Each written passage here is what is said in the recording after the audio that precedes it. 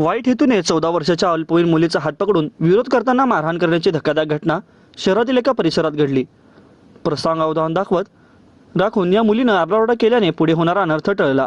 या प्रकरणी मंगळवारी MIDC पोलीस ठाण्यामध्ये गुन्हा नोंदवला गेला असून शमशुद्दीन नदाफ असे आरोपीचे नाव आहे।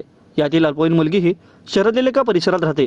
सोमवारी रात्री 10 ते 11च्या दरम्यान घराकडे जात असताना वाटेत आरोपीने तिला अडवून तुम्हाला खूप आवडतेस, नवीन बांधकामाकडे चल असं म्हणत पीडितेस त्याने नकार दिला असता चिडलेल्या आरोपीने तिचा हात पकडून तिला मारहाण केली। तिने आरडाओरडा करत असताना तिचे तोंड दाबले। दरम्यान तिने कशीबशी सुटका करून घेतली। संबंधित प्रकाराची नातलगांना कल्पना देऊन पोलीस ठाण्यामध्ये धाव घेत तक्रार नोंदवली। या प्रकरणी विनयभंग व बाललैंगिक छळाचा गुन्हा नोंदवला गेला असून महिला 6 पोलीस निरीक्षकांकडून ही तपास करीत आहेत।